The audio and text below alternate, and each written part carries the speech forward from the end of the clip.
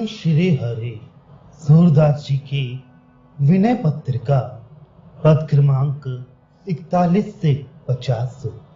प्रभु, आपका भजन ही समस्त शोभा है। जो कोई आपके चरण कमलों से प्रेम करता है, मानो उसने हृदय को अमूल्य हार से भूषित कर लिया। तथा किंकड़ी, नुपुर, रेशमी पीतांबर एवं दिव्य भवन भी मानो वे साथ ही लिए घूमता है। मनुष्य का जन्म और उसका सब वैभव विस्तार भजन के बिना भक्त जैसे नकली पोत हो ऐसा मानता है। सूरदास जी कहते हैं, प्रभु, आपने कलयुग के दोषों को दूर करने के लिए जगत में अवतार धारण किया था। आपके भजन बिना तो मनुष्य शूकर, श्वान तथा श्रृगाल के समान है। श्री गोविंद जैसे स्वामी को पाकर मन को अन्यत्र कहां लगाया जाए, चाहे कोई 10 दिशाओं में दौड़ आए। श्याम सुंदर के भजन बिना तो कहीं सुख है ही नहीं। जो स्त्री पातिव्रत धारण करती है वही शोभित होती है। इसके विपरीत जो किसी दूसरे पुरुष का नाम लेती, अन्य पुरुष से अनुराग रखती है, वह पतिव्रता के नाम को लज्जित करती है। वैश्या को पुत्र उत्पन्न हो तो उसे किस पिता का पुत्र कहा जाए। यही दशा भगवान को छोड़कर अन्य देव आदि की आराधना करने वालों की है। वे मंद बुद्धि गंगा के तट पर बसकर भी जल पीने के लिए कुआं खुदवाते हैं। जैसे कुत्ता कुम्हार के पीछे लगा व्यर्थ दौड़े। कुम्हार के पास खाली बर्तन होने से उसे भोजन को कुछ मिल तो सकता नहीं, वैसे ही जो श्री हरि को छोड़कर दूसरे देवताओं का भजन करते हैं, वे जन्म व्यर्थ नष्ट करते हैं। फल मिलेगा ऐसी आशा चित्त में रखकर जो वृक्ष लगाए और उसे बड़ा करे, और फिर वृक्ष की जड़ को छोड़कर शाखाओं पर जल डाले, वह महामूर्ख ही तो है।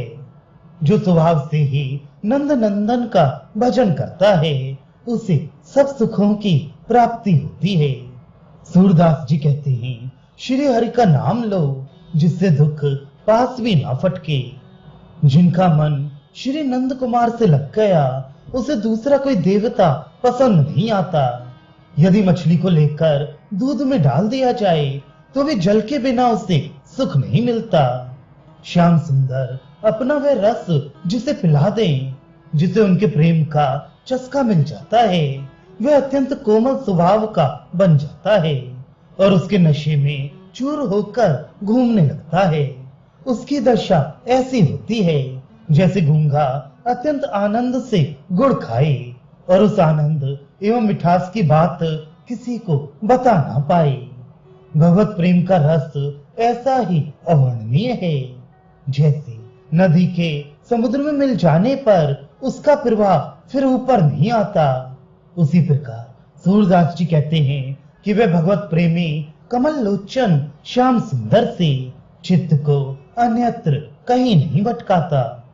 यदि मन कभी श्री हरि की ही याचना करे, केवल भगवान को ही चाहे, दूसरों की चर्चा और उपासना का त्याग कर दे तथा मन, वाणी एवं कर्म से अपने अंतर में सच्चा रहे, एकमात्र श्री हरि में ही निष्ठा रखे, रात दिन श्याम सुंदर का स्मरण करे और उनके ही यश का गान करे, अन्य कल्पनाओं को छोड़कर भगवत प्रेम के रस में ही निमग्न रहे, संसार में प्रेम का ही व्रत लेकर विचरण करे, महामणि और कांच को समान समझे, शीत उष्ण सर्दी गर्मी सुख दुख ना माने, इनसे प्रभावित ना हो, हानि लाभ की चिंता में तनिक भी ना डूबे।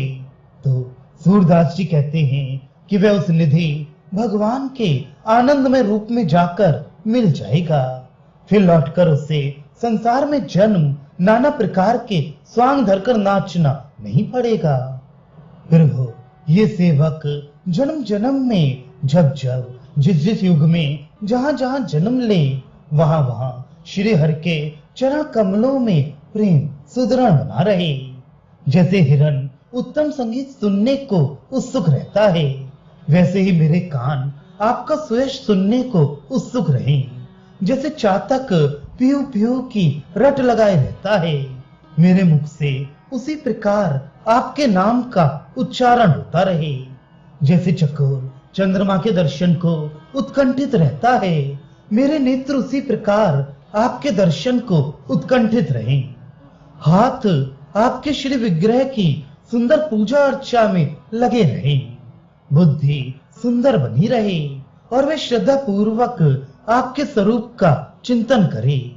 हृदय कमल में आपका प्रेम रहे, उस पर भौरे के समान आपके यशोगान की मनोहर गूंज होती रहे, जिससे प्रेम पराग उड़ता रहे।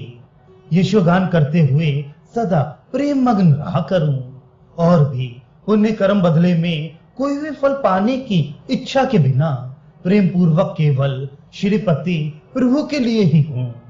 सूरदास जी कहते हैं, जिसका भजन में विश्वास है उसके लिए स्वर्ग और नरक, दुख और सुख समान है।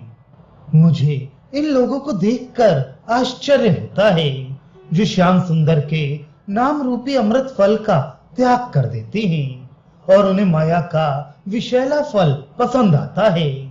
वे मूर्ख मलयगिरी के चंदन की निंदा करते हैं और शरीर में राख लपेटते हैं।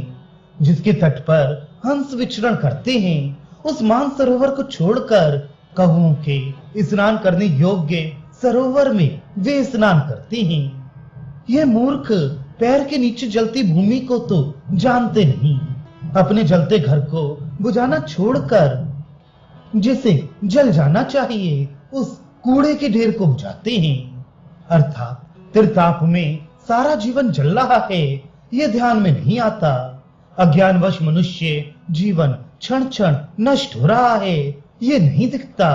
भजन करके जीवन सफल करने के बदले सांसारिक भोगों को नष्ट होने से बचाना चाहते हैं, जिन भोगों का नाश होना हितकर ही है।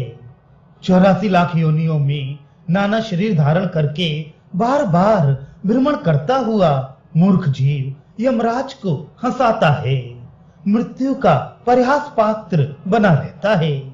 जगत का सब आचार मृत तृष्णा के जल के समान मिथ्या है, उसके संग मन को ललचाया करता उन आचारों में ही मोहित होकर लगा रहता है। सूरदास जी कहते हैं, मनुष्य संतों के साथ मिलकर श्री हरि का यश क्यों नहीं गाता, जिससे जीवन सफल हो जाए। भजन किए बिना तो कुत्ते या सुअर के समान मनुष्य जीवन है। जैसे बिल्ली वाले घर में चूहे सदा मृत्यु के ग्रास बने रहते हैं, वैसे ही मनुष्य भी घर में विषय वासना के वश में हुआ मृत्यु के चंगुल में रहता है।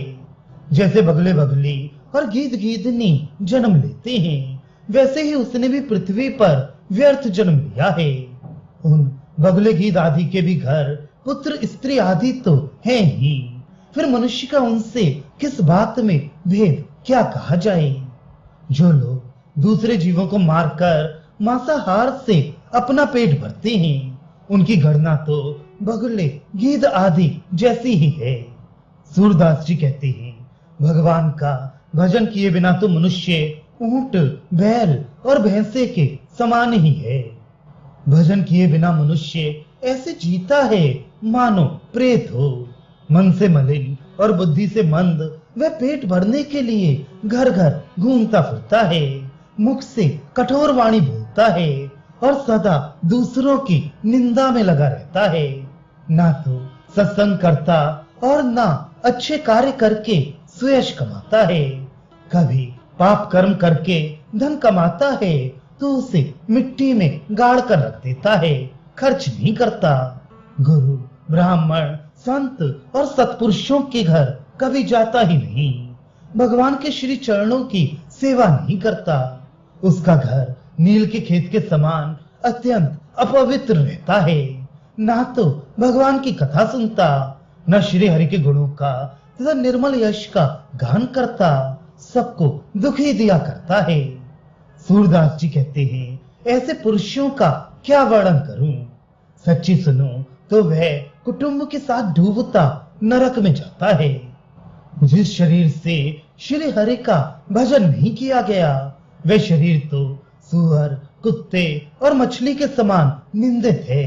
उसके जीवित रहने में क्या सुख है। जो जगदीश्वर सभी के स्वामी हैं, उनमें चित्त नहीं लगाया। श्री कृष्ण चंद्र को सबके आत्मा रूप में प्रकट देखकर भी भुला दिया और आशा का नशा पीकर उन्मत्त हो गया। अर्थ, धर्म, काम, मोक्ष चारों ही पुरुषार्थों को देने वाले प्रभु हैं। उनसे हृदय नहीं मिला, उनसे अनुराग नहीं हुआ। सूरदास जी कहते हैं कि जीव अपने वश में है, फिर भी भगवान का नाम पुकार कर जोर से नहीं लिया। ऐसा जीवन पशुओं के समान निंदित ही है। प्रभु, इस दिन की प्रार्थना चित्त देकर ध्यान से सुनिए। ये आपका गुणगान कैसे करे। माया नटनी हाथ में छड़ी लिए है और मुझे करोड़ों प्रकार से नचाती रहती है। लोभ के कारण मुझे लेकर स्थान स्थान पर घूमती है और अनेक प्रकार के स्वांग कृत्रिम वेश धारण किया करती है। हे प्रभु, मेरी बुद्धि को भ्रम में डालकर वह आपके प्रति मुझसे कपट कराती है। मेरे मन में लालसाओं की तरंगें उठा उठाकर असत्य रूपी रात्रि में मुझे जगाती रहती है। जैसे सोते समय स्वप्न में संपत्ति मिल जाए, वैसे ही झूठी संपत्ति दिखाकर मुझे पागल बना देती है। वह माया महामोहिनी है, आत्मा को मोहित करके कुमार्ग में लगाती है। जैसे कुटनी दूसरे की कुलीन स्त्री को बहकाकर पर पुरुष के पास ले जाए, वैसे ही माया मुझे आपसे विमुख करती है। मेरे तो आप ही स्वामी हैं, आप ही मेरी गत हैं। आपके समान और किसे मैं पा सकता हूँ।